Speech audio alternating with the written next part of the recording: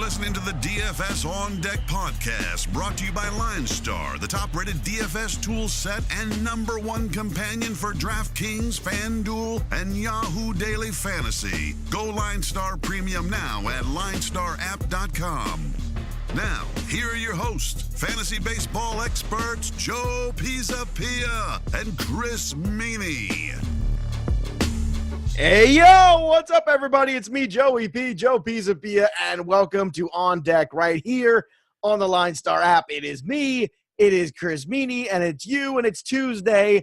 And before Chris Meaney goes and is a good friend in a wedding and does all of those groomsmen kind of things, he's gracious enough to do one more show before he gets on a plane and flies out. By the way, where's the wedding, Meaney? Where is it? It's in Calgary. Well, it's actually just south of Calgary. It's in Medicine Hat for anyone who is listening out that way. It's like, hey, no one's listening out that way. Nobody's listening out that way. No, come on. Yeah, I know it's in Calgary. I would like to see other parts of Canada. I've only been to, believe it or not, I've only been to Montreal, and that's twice. Oh wow, yeah. I mean, Montreal's a really good time. It's like our Vegas. It's a party. It's a party city, that's for sure. But yeah, I mean, Calgary's great. If you've ever been, you got the mountains there. Banff's not far away. You know, ski hills. It's gorgeous views, gorgeous sights. So Calgary's great, and anything real west. I hear Vancouver's lovely. Yes, that's where I was going to go next. Vancouver is real beautiful, like the island, and then not far from Seattle, which is a nice area as well. Well, I just got back from vacation, but man, I feel like I want to take another one. But anyway, so congratulations, standing up in the wedding. That's great. But don't you worry, kids, because we're still going to be here. We're going to have some guests on the show on Wednesday, Friday, and on the weekend show to help us through and help you win some money, because we never leave you high and dry here on the LineStar app. Never, ever. And, of course, if you haven't already, make sure you download the LineStar app and you upgrade to the premium product and utilize the optimizer and all the great tools here on LineStar. And look, let's do a quick run through of yesterday. We're recording early so Chris can go. So we're kind of missing out on some of the night games. So, we'll hold ourselves to task on night stuff, on the Wednesday show. We are always good about that. So far, I have to say, it's another one of these punches in the face, Chris. We were back on track on Sunday after Friday getting punched in the mouth. Saturday was good. Sunday was good. And here we go. Garrett Cole giving up 4 runs to the Royals. And Martin Perez, who you pushed. You pushed harder than I did for Martin Perez. The guy, I guess, is legit now. I guess we got to just finally give him props. He's legit. And more importantly, you think the Jays are the opposite of legit. Yeah, I really do. I mean, Vlad will pick it up. That's a conversation for another day. But yeah, the Jays, I mean, they're striking out 27% of the time, is near the top in baseball.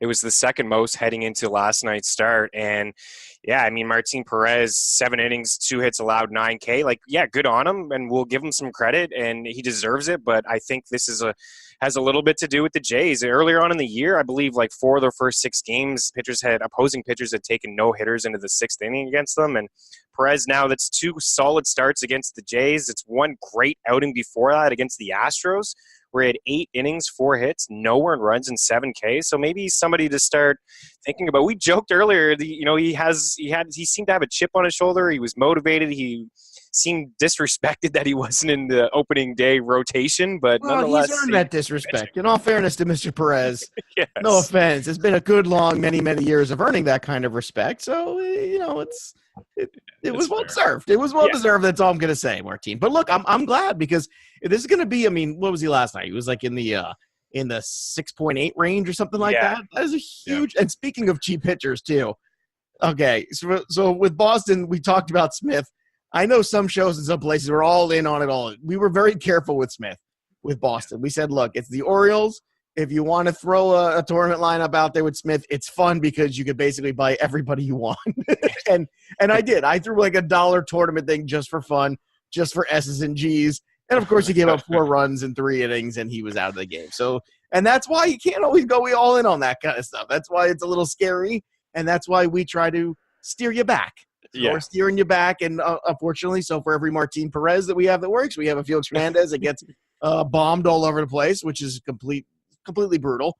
Another one of those guys too, but we were good with Hamels. That's all that matters. We continue to, just troll those Marlins as much as we possibly can. So that's what we want to do. We want to troll the Marlins because, well, they're the Marlins. So yeah.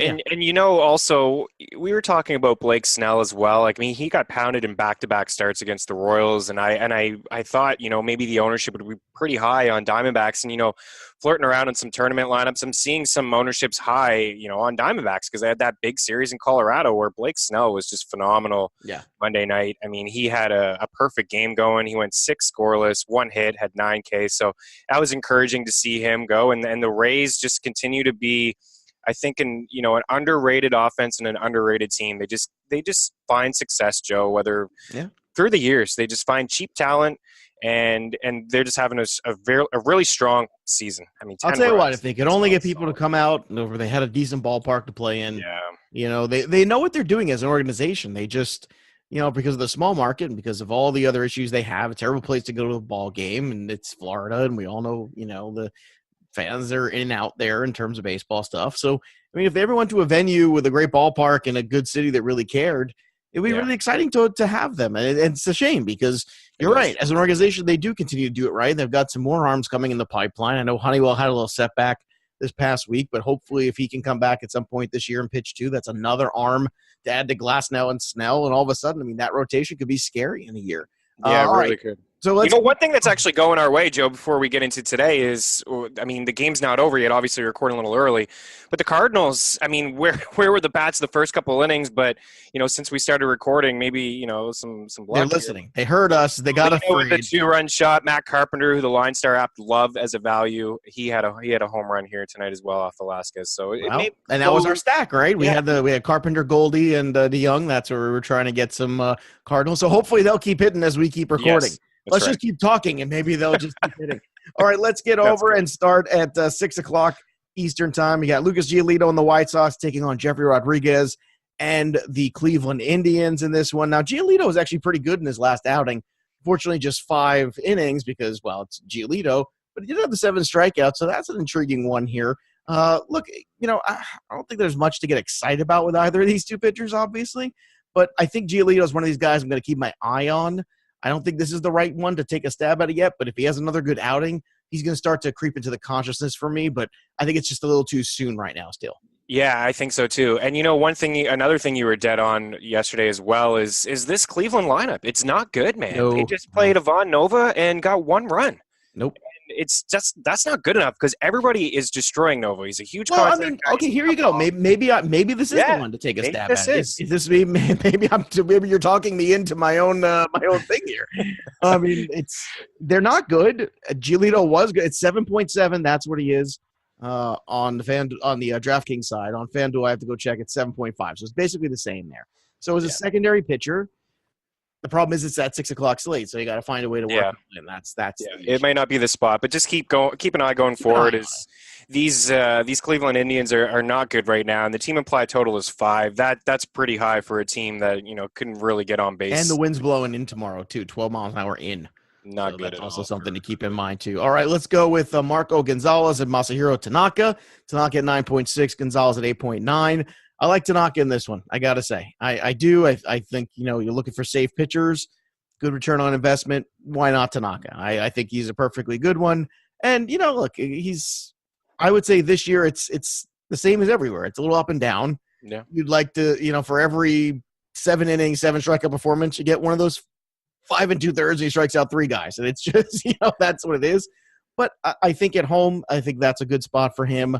And, the Seattle Mariners, we talked about it, Chris, not too long ago, they really come back down to earth and starting to look a little bit more like we thought they would. Oh, for sure. Absolutely. I agree. And I like Tanaka as well. And I don't like Marco Gonzalez. And he's a big contact guy. Doesn't strike a lot of people out. So, I mean, he's near the top in terms of contact rate. So the Yankees, they had their way on Monday. They should be able to continue to have some success here. And for Tanaka, I mean, yeah, he's fine, man. He doesn't walk a lot of guys. His strikeout rate is still there. I mean, he gives up the odd home run here and there, but if you're going to throw the split finger as much as you do, I mean, that's going to happen here and there. But yeah, I think for tonight, like yesterday was just, there's so many studs on the board where tonight it's not really the case. And you'll hear that as we go through some of the pitching matchups. So I think Tanaka is one of the stronger options. Yeah, he's one of the cheaper ones too, in terms of those higher tier guys too. You could still get behind. Also, I want to point out that lineup too, Miguel Andujar, who just came back. We know everybody was always slow to catch up in terms of salary. He's 3.9 hitting in the middle of that order. He's got a couple hits since he's been back. And I think that's a guy who's going to hit that middle of the order for the foreseeable future until you get Stanton and those guys back. And 3.2 on the FanDuel side, so a pretty good value there as well. Good call. On both sites. Let's move on here. Hector Velasquez, boy, these Red Sox really know how to throw out these guys. It's crazy. I mean, I know, and Price is hurt now. Like, that happened after we recorded that show. I didn't even see it. Yeah, Price went out, and then you had the I just said his name. It was Eovaldi, who just went out not that long ago too. So, I mean, all of a sudden now this is a team that really is hurting for pitching, and they're throwing everything – now, luckily, it's coming at a time where they're going against Baltimore and David Hess. And, I mean, look, I'm going to keep trying to roll with these guys. I mean, they're kind of like the Chris Sale theory. It's just too good that they're not going to figure it out and get on a run. And Chavis has been great, and that's terrific. But at the same time, still love the ballpark. I'll keep doubling down on this series, and I will still have heavy investment in this one. And look, I mean, maybe should we be paying more attention to the Orioles side in this too? Yeah, I mean, maybe. It's hard for me to get too excited about. I mean, Dwight Smith Jr. has actually been pretty good this season. I mean, flirting with a 300 average. He's got a combined 10. All the shares runs on my teams. All the shares. Yeah, I mean, good for you. Because, well, I mean, he's hitting for average. I don't know if he's going to finish the season with 300, but I don't think it's going to be awful. I think he could actually hit 280 this year. And like I said, he's got some speed and some pop in his bat, so it's not bad. And for Velasquez, I mean, he's not great. He's a contact guy. I'm going to like the over in this game. And if you went to the Red Sox yesterday, you picked them by 2, like I suggested. We got burned. I mean, don't be afraid to go back there against David Hess, an extreme fly ball pitcher. You're going to have to pay for all these bats. But again, if you're playing on FanDuel, I mean, guys like Devers, if Mitch Moreland gets in the lineup, Jackie Bradley Jr. has been awful this year, but you take that discount at 2-3 and you just assume that it's a good spot for a big bump. Right. Big bump night over night, too, for JD and Mookie. Oh, huge. A couple $100 cheaper, and all of a sudden they both jumped up here. Over 5. Even Benintendi, too. Benintendi didn't play on Monday. And look, this is DFS baseball, so it's not like the NFL where, you have everything right there, and it's like that one game. You've got to realize it's like a series. You got to keep attacking, and it will work because, that there's a reason why these numbers support what it is. And there's a 70% failure rate built into the best players in baseball. And you have to understand you can't just look at it just game to game, even though it's DFS. You have to look at it series to series. And I don't think that's emphasized enough. And I think this is a perfect example of, I know it's got a little bit more expensive, but there are some pitchers on the board, as we're starting to talk about, that you could try to find a way to make things work. And we're going to try to get some of those value guys, as we always talk about, too, to kind of help you in your lineup. Let's talk about Adrian Sampson and Steven Brault. Locking up there in Pittsburgh. Boy, oh boy, the big names just keep on coming today, Chris. I don't know how we're going to contain ourselves. What a duo. Yeah, I mean, it's hard to get excited about either of these guys. I know Brault, I guess, has got 11 strikeouts in 8 innings, but guess what? He's also allowed 8 runs, 10 hits, and 2 homers. So is that all? That's it. It's tough. It's real tough to get excited about any of these pitchers. Like you assume there's some value there at the price point, but it's not there. So, I mean, I'm looking at some Texas bats. I know Mazara is not a great option, the lefty, and even Odor is a lefty. So it's tough to really, for me to get a feel of this game. Like, there's probably going to be some runs, but Melky, Josh Bell, I mean, the park is not great. No, and Odor is cheap, but it's against the lefty. And I'll tell you what, the guy for me that sticks out in the lineup is actually Asdrubal Cabrera at 3.3. He's a professional hitter, and I think those are the kind of guys that always take advantage of two things. They take advantage of lesser starting pitchers, especially the second time around when they see them. And then on top of that middle of the relief core. And I think that you'll see some of that in a guy like, it's the 2 vets in this lineup. It's Cabrera, it's Melky, and then it says Drupal. Yeah, I think so. I think in terms of return on investment, Gregory Polanco still just 2.8. That price is not caught up with the talent. The talent is going to shine. He's going to have a big breakout day. It's coming. It's just, he's too good of a player, hitting the middle of that order. So keep that in mind, too. 2.8, that's a steal. All right, Jose Barrios is 10.7 on FanDuel. And on the DraftKings side, he's going to cost you plus 10.4 as well. Taking on Aaron Sanchez. And, we're talking about how bad the Blue Jays are. It's hard not to like Barrios in No cash kidding. tonight. It's really difficult not to like him, Chris. Yeah, and he's going to be super chalky in tournaments, but I don't even care. Like I said, I mean, I just don't have any faith in this Jays lineup right now. They're striking out a ton, and Barrios he's been obviously we know the upside is there. So yeah, it's one of those plays that you just kind of plug in and forget about it, and you just make it work with the rest of your lineup. You know, he can be your one pitcher in FanDuel, he can be your tournament pitcher, he can be your cash pitcher on DraftKings. It doesn't matter. And on the flip side, Aaron Sanchez has just not been good. His command is awful. 5.66 walks per nine, 4 for his career. Just not a good. He hasn't really had one good start yet this season. And when he does have good outings, he keeps the ball on the ground and he doesn't rack up strikeouts. So we saw the Twins go into the Rogers Center Monday night, have a lot of success against a guy in Stroman who has been better this year. They're a patient team. They don't strike out a lot. They take their walks. They make a lot of contact. So I think that altogether, I like the Twins right from Barrios all the way down right through 1 through 9 in their lineup. And yeah, I agree. Lead the league in doubles. I think I'm definitely looking hardcore at the Twins as well. I think that middle of the order too, Polanco, Cruz, Rosario, or even Rosario, Crone. You can even get involved that way too if you want to. Take the value on Crone and Gonzalez. And Marwin Gonzalez at 3.2, who we had last night too in the lineup as well. So I mean, I think you just take that and run. I got Griffin Canning with a second start here against Daniel Norris of the Detroit Tigers. Canning all the way jumped to 8.5 already after that first outing, and he showed some stuff there in that first one. I think he showed why, they're high on him, and the problem is, I think that they just need more. The Angels just need more to come quicker, and I think that's big time. It is, and Joe Adell's going to be a very good player. I like him a lot from all the tape that I've seen on him, but it's the pitching. It's the pitching.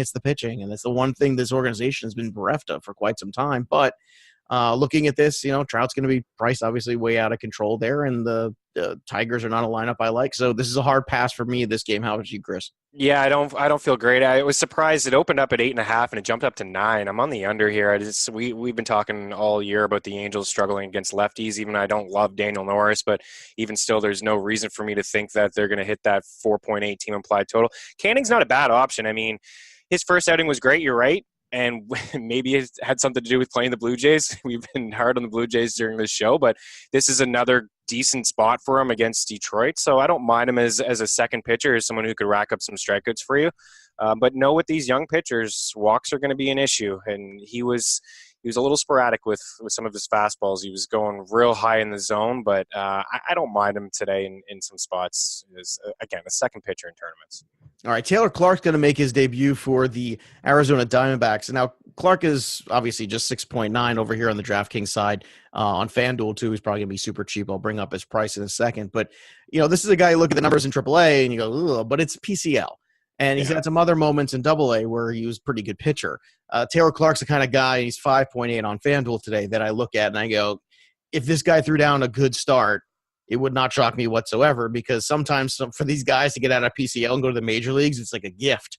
Adrenaline rush. They're fired up to get out of there. Yeah. Now the problem is that the Rays have been good, so I don't know if this is the spot I'd like to take it. Like if he was facing a struggling lineup or a lineup that really hasn't been rolling or anything like that, I can understand it. I kind of have pause here. Like I said, it's not going to shock me if Clark not only has a good start, but actually probably holds this spot for a decent amount of time now. That I think it was Godley got bumped out of the rotation. Yeah, he's in the bullpen. Yeah, I would agree with you. Actually, I think this is somebody to monitor. Yeah, for sure. I mean, he kind of goes in that Giolito thing. It's like keep an eye on these guys. There's going to be some opportunities here as May starts to unfold with some of these newer names that are back in, or Giolito's not a new name, but a name that's like now into the pile a little bit that you can actually consider a little bit, especially with Carlos Rodon. Looks like he's going to be having Tommy John, so that's a bummer. I mean, the guy's finally putting it together, just can't stay healthy. But Clark's another one of these guys. Forget the PCL numbers, throw him out. Some of the other minor league numbers are pretty good. Don't be shocked if he doesn't have a little run here. Yeah, I would agree with that for sure. And yeah, it's just so tough to want to roll him out against Tampa, but it's someone we're going to keep an eye on going forward for sure. Now, Strasburg's 11.3 taking on the Brewers in Milwaukee against Freddie Peralta. Shocked. I'm a little shocked too. Now, I think what they're doing is they're showing you little respect for everybody not named Christian Yelich pretty much in this lineup. Yeah. And I can understand why at this point. They've hit a little bit of a wall. And they're not playing the Cardinals right now. But when you look at the rest of this slate and you have guys like Caleb Smith on it still, you have Nola on it. We're going to get to McHugh and even Noah Syndergaard at 10.4. I think it's difficult to justify Strasburg at 11.3, and he's my trap for the day, man. I just don't see it. Yeah, I don't see it either. I was really surprised to see this. I don't even know if Scherzer was this much. And Scherzer, I mean, still going right now, but through 10K, 6 hits, having a really good outing against Milwaukee. I mean, it's not impossible to go into Milwaukee and, rack up a couple strikeouts and be okay. But Strasburg just hasn't shown me that much. Yeah. And it's the FanDuel. And the one pitcher, and this is why I'm harping on it, because on the FanDuel side, he's super expensive. Now, on the DraftKings side, he's 10.6. Just for comparison, Caleb Smith is 9.5, Nola's 9.2, and Syndergaard's 10.1. So, a little bit closer there between him and Strasburg, but still, it's just kind of, I don't know. I'm not buying in. $500 and go with Thor later on. Yes, for sure. I mean, yeah, Barrios, Thor, those are my two guys that I want to spend up on. For me, it's just really dangerous. We talked about this yesterday. Going into Milwaukee it's not a great pitcher's park. And ask Freddie Peralta about Milwaukee, and he'll tell you it's not good. I mean, 7 home runs he's allowed this year. And I'm not saying Strasburg's a bad selection. I'm just saying it's the cost thing. Now, it's a little bit more justifiable on the DraftKings side. On the FanDuel side, I think it's a giant trap tonight. I really do. I think it's going to be very difficult to get him in there, especially it's just not necessary. And this is kind of like we talked about Tanaka early on. Well, he's only in that 9K range. And Nola's another one of these guys, too, taking on the Cardinals. Now, if anybody needs a run, it's the Phillies, man. Another bad offensive night for this team. I can't recommend any of these guys yet. And I'm not going to do it yet. I am completely on the you show me first now, because sometimes we're ahead of the game and we knock on the door, and we've done that a lot so far in the show in the first 6 weeks of the program, where we're ahead of the game with the Reds, we're ahead of the game with certain teams. I ain't there with the Phillies, Chris.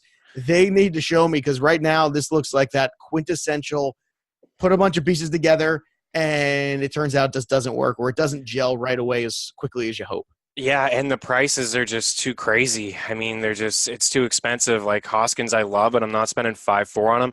I mean, I was all over Mikolas, just a guy who had the highest contact rate in baseball. And what does he do so far? I mean, his first 5 innings, he only allowed 1 hit, and he's got 4 strikeouts. I mean, he's pitching a gem against these Phillies squad. And by the way, the Phillies keep mashing home runs. DeYoung with a 2-run shot. So as we keep talking here, they'll have about 5 home runs. Look at that. Cardinals. So look at that. So our they're finally going now. He's looking pretty good. There you go. They're finally going. See Young Carpenter. There we go. Everybody's opening up a can of whoop ass on Velasquez and the Phillies. That's what we said. Yeah, so we're doing all right. We made up for that. A couple of the pitchers for sure. The Phillies are a complete fade. I agree with you. And I start to think about the Cardinals against good pitchers and in tournament lineups, because I wonder if they'll just look at Nola and they see the type of pitcher that he is, even though he's had some struggles this year. And I say, you know what, the Cardinals have the potential to do what they're doing tonight. I know it's Velasquez. It's not the same type of pitcher they're going up against, but they just have a lot of pop in their lineup. Like, I just like their lineup a lot. I think it's underrated, even if you go down to the 5 spot. And Jose Martinez, Yadier Molina is a guy who gets on base, gets no respect in the fantasy community. I just feel like he's basically a free square time in and time out at the catcher position. You don't want to spend up. I don't blame you. Punt with Yadier Molina. This is basically a 300 hitter. So that's right. Responsible punting. I would think about them in tournament lineups. It's not my favorite stack, obviously, but if you want to be a little bit different. No, and the only guy hitting for the Phillies is Michael Franco, who that's right. He's getting his hit. Move him up. Hit every day, but he needs more help. He needs more help from the rest of it. All right, Caleb Smith has been absolutely dominant this year. I mean, there's no other way to say it. Taking on John Lester and the Cubs, it's in Chicago. Look, I'll take the Smith side of this one. Sometimes in those ones that are a little close, I know Rizzo's been hot. I know Bryant's been coming back, and that's great and all. But Smith has earned my respect. I mean, I can't believe I'm here talking about the Marlins on the road in Chicago against the Cubs lineup. But I think that's going to be enough it's going to put a little shade on the Smith ownership, and I like that. Man, he's went up against some really good teams this year, Joe. That's what I mean. Like, he just keeps doing it. So I'm like, at this point, I'm saying, here you go, kid. Here's the keys to the car. You go get it. Yeah, I'll be obviously watching this start closely. He's a fly ball pitcher, but he's going in, on the road. That's going to help him out a lot at home. But, right now it looks like the wind is blowing in 14 miles an hour. That's going to help you as well. But, yeah, he's up against the Mets. Only give up 2 runs, 8K in Atlanta. 2 runs, 7K. Then Phillies, no runs, 6K. Washington, no 1 run, 8K. And then he followed up again. Phillies, another performance with 8K. In his last outing, he had 8K. So he's got 45 strikeouts in 36 innings. And he's really impressive. Yeah. He's got my attention, that's for sure. All right. Now, going back to the theory about, you're attacking a series, even if the Kansas City Royals, threw a little bit of a wrench into the Garrett Cole plan on the previous night, we're going to go right back to Colin McHugh, who's 8.2. I mean, I'm just going right back there. McHugh's been another one of these guys, been awesome. It's at home. I'll take my shot against Danny Duffy with him. I'll take all the Jose Altuve shares I can possibly get and squeeze in there because the guy just absolutely murders left-handed pitching. So for me, that's the pairing I want. I want to get involved with McHugh and Altuve. And if you get another guy in this grouping and somehow afford it, the problem is everybody's super expensive with Houston. But I'm not letting this one shake me from the series. I'm still going to attack the Royals in the next 2 games with the Houston Astros. And McHugh is the perfect guy to bounce back with. Yeah, I would agree. And then, the Astros are starting to heat up as we're recording as well. So it might not be, I know Garrett Cole didn't have the outing that we want, but the bats are still hot and still alive. I mean, the first pitch of the game against Jake Junis, the first pitch he had, or first batter rather, it was George Springer took him deep. Carlos Correa as well went deep. So he's the one value if you're playing on FanDuel. He's the one guy out of the first 5 in that lineup that checks in at under 4K, and still Jose Altuve at $4,000. Not sure I totally understand that. And if you want to go cheap again, you're not feeling Yadier Molina. Robinson Chirinos is having a decent season as well, so he's 3K, and I'm going to continue to ride out the Astros, and McHugh's a good option. Okay, now you got Bumgarner at 7.6 going into Colorado against Senzatel at 6.5. What are you going to do here? I was going to ask you this. How do you feel about going on the San Francisco side here? Yeah, I mean, I don't like Senzatella. I think there's an opportunity. I'm like, anytime I don't like a team goes into course, it doesn't matter who the team is. Well, see, that's the point prices. See, that's exactly what I'm getting at too. It's like Brandon Belt at 4.4. I know Duggar's been dropped down in the lineup, so I don't. He had some moments there, but I mean, I kind of look at it, Chris, and I'm like, I feel like everything's going to, be on the other side of this game, but I'd rather get a little piece of, and that the ownership will be low, and again, deservedly so, but I think there's opportunity here with the San Francisco Giants in Colorado. Yeah, I think there's a great opportunity as well. And for Senzatella, an 84% contact rate now and an 83% contact rate for his career. So, yeah, the Giants aren't great and they haven't been getting on base or scoring a lot of runs. But, I mean, they had a pretty good series against the Reds where they were dominant and they scored some runs in a great ballpark. So, I mean, this is a matchup where they could at least make some contact against Senzatella. So, yeah, sign me up for maybe a low ownership with some of these Giants bats because every time a team comes in, they're usually 5K no matter who they are. Well, and looking like on the FanDuel side too, I think it's easier. It's easier to do on the FanDuel side of things than it is on the DraftKings side. I'll say right now because there's isn't enough of a ratio discount there. But Gerber's 2.5 in this lineup, Posey's 3.4, Belt's 3.5, Brandon Crawford's 3, Pillar's 3.1, Duggar's 3.3. So you got a bunch of guys here in the mid to low threes that you could take a shot on. I mean, it's a tournament play. Don't get me wrong. Right. You could definitely take a shot on it and try to pay up a little bit for a better pitcher. Obviously, on the other side, you're going to pay through the nose for the most part for the other guys too. And that's what you expect. Ian Desmond's still the one that's the cheapest of that, and Garrett Hampson, if he should play too, he'll probably be in the high 2s, in the mid 2s, somewhere in that range if he's in the lineup. So keep an eye on that one too if you want to get a little piece of the other side of this game on the cheap. Tyler Mahle takes on Mike Fiers in this one. So the Reds heating up, and then they go to Oakland, and Mike Fiers is a guy that likes to throw batting practice. So Yasiel Puig, how about him at 2.7 on the FanDuel side, my friend? Oh, baby. How is that still happening? 3.2 for Jesse Winker, 2.7 for Puig. Nick Senzel's at 3.7, and Nick Senzel is basically having the start to the season of his call-up that everybody's waiting for Vlad Guerrero to have. Yeah, no kidding. Yeah, another 2 home runs from him. I think he's got 3 so far. Yeah, and he's not a huge home run guy, but he's off to a really good start. He hit in the leadoff spot. I don't believe he will, against Fiers. But, yeah, this is a lineup that you and I like. We like the Reds. We've been talking about them a lot. We feel like, the slow start has dropped their price a little bit. Obviously, a better situation when they're at home. But this is still a good spot for them, even in Oakland against Mike Fiers. You're right. I mean, he just gives up a lot of fly balls, a lot of home runs. So Suarez is 3.7. He stands out on FanDuel. You mentioned Puig at 2.7. I mean, that's just a free square. That's just a shot that you need to take, and it allows you to spend up on some of these other pitchers. And even over on DraftKings, I mean, 3.9 is not a crazy hefty price. And Joey Votto is going to be able to make contact against Fiers as well. He's 3.5 on DK. Yeah, and look, that's another guy too. I think it's just time. I know last year was bad and everybody's out on it, but he'll figure it out. He's going to be better than he's been. Whether or not he ever becomes Joey Votto again, I don't know, but I think there's a better version of Joey Votto still left in him this year. But when a guy like Puig at that price, you're talking power, you're talking speed, you're talking opportunity, everything you want. I mean, just lock it in. He's a must. Noah Syndergaard, 10.1 on DK, taking on Cal Quantrill at 5.7. Now, this one I like a lot. Noah Syndergaard, I feel like, is starting to feel it a little bit, starting to go in the better direction. I think this is a really good opportunity here against San Diego for him to go and get some. So how are you feeling about Noah and Thor on the mound tonight? Love it, buddy. I really do. Against the Padres, this is a great spot. Going to feel, pretty strong about Noah, and it's Barrios or it's Noah, and I'm honestly going to have most of my exposure to those two pitchers. I may drop down to, Tanaka or Smith, but for the most part, it's going to be those two guys. It's just a great opportunity. Coming off a shutout, baby. Coming off a shutout, man. Got rid of the man bun. That was the difference. He got rid of the man bun, Chris. All of a sudden, he's hitting home runs and throwing shutouts. That's what it is. You can't be dominant, and you can't be intimidating with a man bun. I don't care how big you are, strong you are. You have the man bun. You're a joke. Well, I'm pretty sure Eminem had that song against MGK with the man bun. That's exactly what it is. You can't take him seriously with the man bun. And the Padres are striking out the most in baseball. Yeah. So not only did he get rid of the man bun, he's pitching at Petco. It's a good spot. There's a lot of strikeouts in that. Well, you got two chalky guys. You got Syndergaard and Barrios, both kind of in the same price. So I prefer Syndergaard just slightly above. Again, National League, that's why. I do too. Here's a question for you. Would you want to separate these slates and get cash games involved in the earlies and then cash games involved in the evening with no Syndergaard and kind of play both ends there a little bit?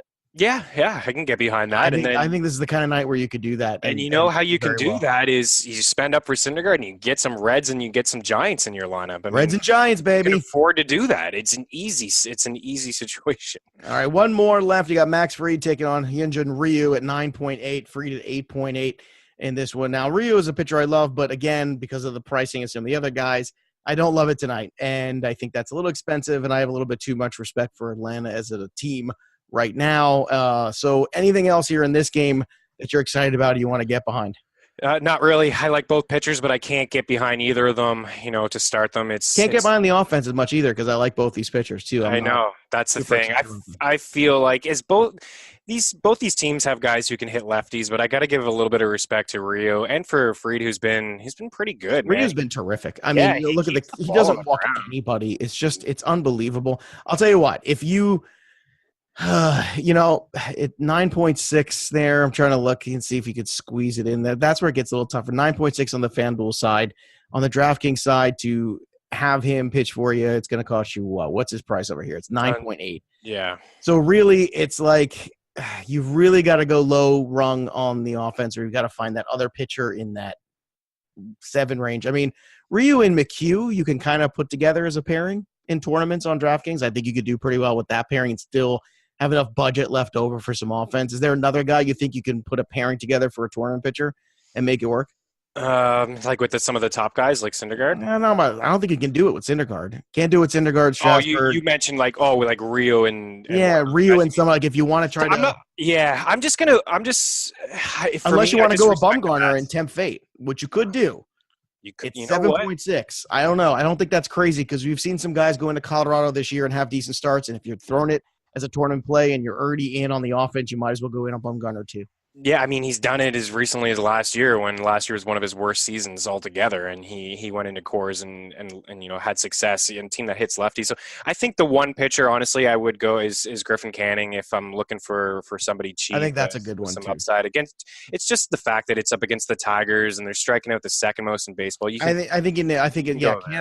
funny though, but Canning is $300 more than McHugh. I'll take McHugh. Oh yeah, and at that point, that's crazy. That's madness. That's madness in the pricing. Yeah, you're right. I'll I'll roll with Colin McHugh and the strikeout rate that he's been putting up this year for sure. So Yeah, there you go. There's a lot. This is a fun slate tonight to play.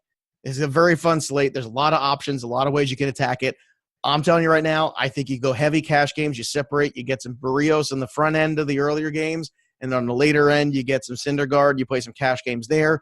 We talked about tournaments and some pairings with McHugh and Bumgarner, or even maybe you get a Ryu and McHugh and you have enough. We talked about some of the opportunities for offense, including the Giants in Colorado, the other end of that one, because Senzatella just ain't very good. We're talking about the Reds, who are still pretty cheap there, Winker, Puig, and also Senzel. I'm curious, has FanDuel caught up with Senzel yet? That's always the question, right? Because FanDuel's always a slower on the take for these things. So Senzel is going to be 3.7. Yeah, I so mean, it's caught up a little bit. I mean, he's the same price as Suarez, which is crazy to think about. Well, when you consider where Suarez has been this year. Exactly. So. Yeah, exactly. I mean, that's where the home run calls may come from. I know it's in Oakland, but, good opportunity there for some power. I'll go over and just continue to pick on Freddie Peralta. If Anthony Rendon finds a way to get in the lineup with a week off at 3.9 on FanDuel, I think, he's a must play. But I think the home run may come from that game. So Rendon will probably be my call. All right, anything else here from the betting lines to take a look at that you got your money where your mouth is? Yeah, well, I like Minnesota on the road. They were good to us Monday night, so I think you hammer the Twins minus 140. I mean, that's going to jump up probably close to 160, 165 by the time first pitch comes. I like the under in Detroit and LA. That's at 9. I'm going to take a shot with the Reds on the road, and they're road dogs. And then I like the under in LA and Atlanta, and wrap it up with Syndergaard and the Mets. I think you take the Mets on the road. I think Syndergaard will do enough, and their offense should get behind them against Cal. There you go, against Cal. So I guess there's only one question left is we got to call our shot. So you calling your shot tonight? Who's it going to be with? Where are you going? Yeah, I think I'm going to go to Rendon. I think he's going to get back. All reports seem that he's going to get back into the lineup. I know it may be a little bit risky, but Freddie Peralta has come back strong. Yeah, Peralta, guys, he's been bad. I mean, he enters an 80% contact rate. He's allowed 7 home runs and 20 earned runs in 21 innings already this season. Give me Altuve against Danny Duffy. Lock it up. Ooh, yeah, the little man, the little giant who's got 9 on the year already. So before we let you go here, are you wearing the bow tie or the regular tie? What's the deal in the tie situation for the wedding? It is a regular tie. Yeah. I know my buddy was back and forth with the bow tie. He asked me for my advice. I went regular tie. The regular tie, I think, is classier now. I mean, the bow tie, like, I don't know. Everybody looks goofy, I feel like. Yeah, it's a little goofy. You got a vest too, or no? We do. We are rocking a vest. You're rocking the vest and the regular tie. All right, there you go. Excellent. Indoor or outdoor? Indoor. Good. Indoor. I mean, it snowed last week in Calgary. Oh, yeah. You had a nice June wedding in Canada. Yeah. Yeah. Bring your winter jacket and your tooth and mitts. All right. You can follow Chris Meaney this week and every week over on the Twitter machine at Chris Meaney. You can follow me at Joe Pisapia 17 and the LineStar app over at, LineStar app on Twitter. And, of course, make sure you're downloading and using it and subscribing to the podcast. Chris will be back next week.